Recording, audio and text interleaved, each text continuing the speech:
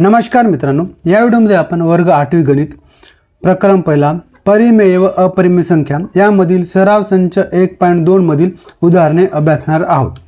प्रश्न पहिला आहे, खालील संख्यामधील लहान मोठेपणा ठरवा।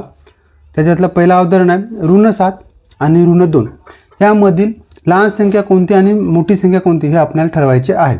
तर बघा, आपल्याला संख्या रेषेबद्दल थोडक्यात माहिती असायला पाहिजे। तर संख्या रेषेवर बघा, शून्याच्या उजव्या बाजूला धनपूर्णांक संख्या आहेत आणि शून्याच्या डाव्या बाजूला ऋण पूर्णांक संख्या आहेत। शून्याच्या उजव्या बाजूला म्हणजे ज्या साईडला धनपूर्णांक संख्या आहेत त्या साईडला त्या संख्यांची किंमत वाढत जातो, तर शून्याच्या डाव्या बाजूला तुम्ही जसजसे जाल तसतशी त्या संख्येची किंमत कमी होत जाईल। जसे बघा, 1 पेक्षा 2 मोठा आहे, 2 पेक्षा 3, 3 पेक्षा 5, 5 पेक्षा 6, 6 पेक्षा 10, 12 अशी संख्या मोठ्या आहेत। परंतु बघा, जसे तुम्ही डाव्या बाजूला याल तर शून्यापेक्षा ऋण 1 लहान आहे, ऋण 1 पेक्षा ऋण 2 लहान आहे, ऋण 2 पेक्षा ऋण 3 लहान आहे, ऋण 3 पेक्षा ऋण 4 लहान आहे। तर अशा प्रकारे इकडे संख्यांची किंमत कमी होत जाते। जसे ऋण 100 आणि ऋण 1 यामध्ये मग मोठी संख्या कोणती, तर ऋण 1 ही मोठी संख्या आहे आणि ऋण 100 ही लहान संख्या। तर अशा प्रकारचे संख्या रेषेवर संख्यांची किंमत ठरवली जाते। तर आपल्या उदाहरणामध्ये बघा, ऋण 7 आणि ऋण 2 यामध्ये मोठी संख्या काय, तर आपण संख्या रेषेवरून बघितलं आहे मोठी संख्या कोणती आहे, ऋण 2 ही ऋण 7 पेक्षा मोठी संख्या आहे। दुसरं उदाहरण आहे 0 आणि ऋण 9/5 यापैकी मग मोठी संख्या कोणती आहे। तर बघा, इथं ऋण संख्या दिलेली आहे। ऋण संख्या दिलेली असल्यामुळे बघा, ऋण संख्या ही शून्यापेक्षा लहान आहे। या दोन संख्यांमध्ये 0 ही ऋण 9/5 पेक्षा मोठी संख्या आहे।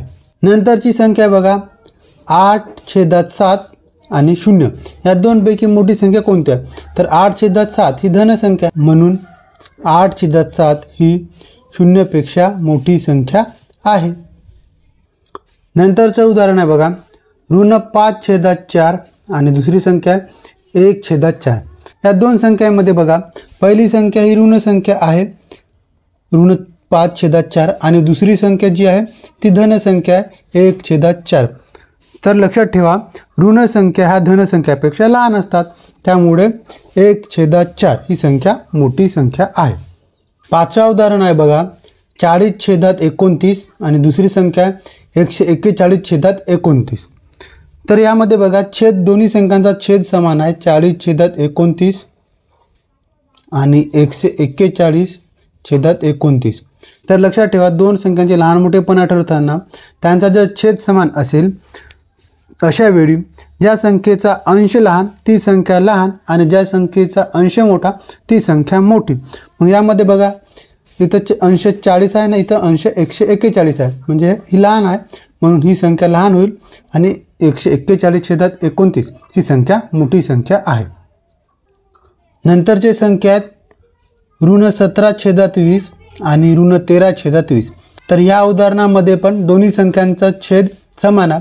मग छेद समान असल्यास अंश लहान ती संख्या लहान आणि अंश मोठा ती संख्या मोठी।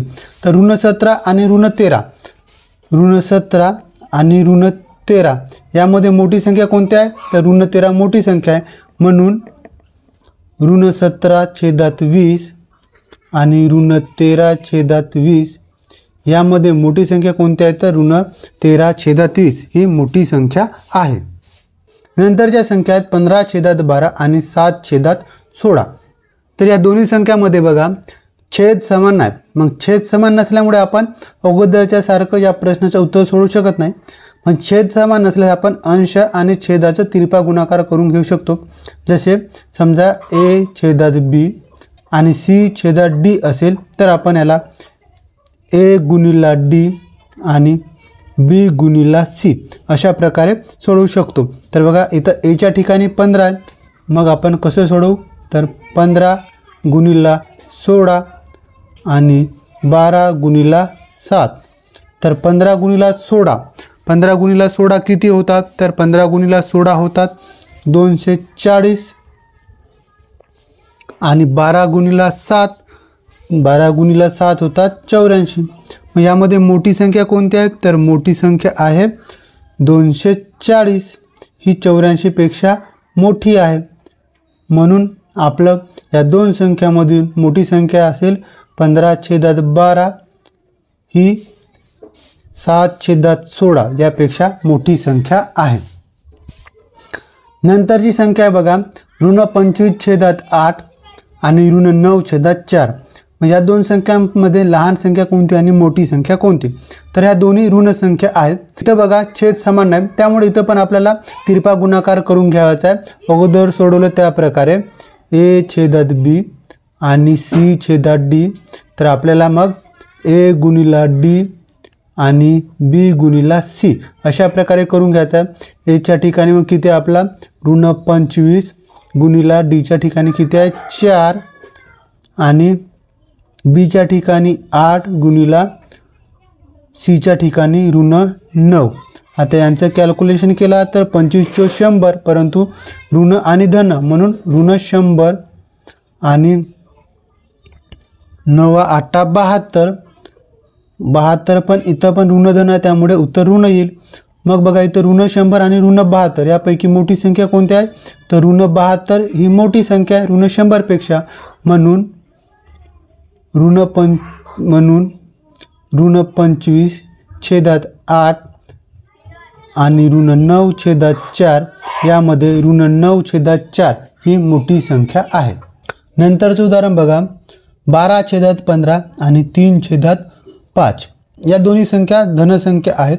इथं पण आपल्याला मग a/b आणि c/d अशा प्रकारे यांचा तिरपा गुणाकार करून घ्यायचा आहे। a गुणिला d आणि b गुणिला c। मग a च्या ठिकाणी काय 12 गुणिला 5 आणि 15 गुणिला 3। मग 12 गुणिला 5 किती होतात? तर 12×5 60 आणि 15×3 45। यामध्ये मोठी संख्या कोणती? 60, म्हणून 12/15 ही संख्या 3/5 पेक्षा मोठी संख्या आहे। पुन्हा उदाहरण आपण दुसऱ्या पद्धतीने पण सोडवू शकतो।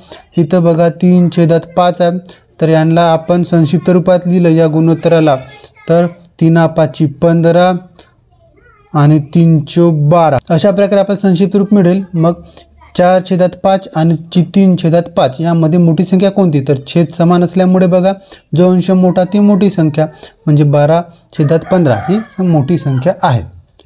नंतरचं 10 उदाहरण बघा ऋण 7/11 आणि ऋण 3/4।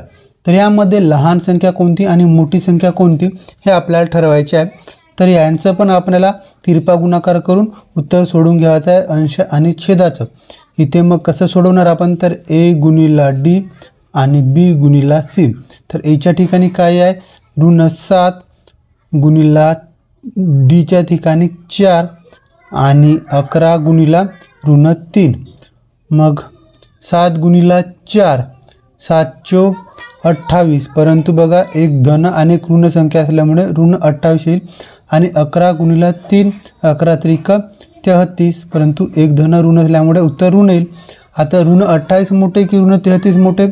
तर ऋण 28 मोठे, म्हणून ऋण 7/11 ही संख्या ऋण 3/4 पेक्षा मोठी संख्या आहे। अशा प्रकारे आपलं सराव संच 1.2 सोडवून झालेला आहे। तर तुम्हाला हा व्हिडिओ आवडला असेल आणि हे उदाहरण समजले असतील तर या व्हिडिओला लाईक करा, तुमच्या मित्रांना आपण शेअर करा आणि असेच नवीन व्हिडिओ करिता चॅनलला सबस्क्राईब केलं नसेल तर चॅनलला सबस्क्राईब करायला विसरू नका।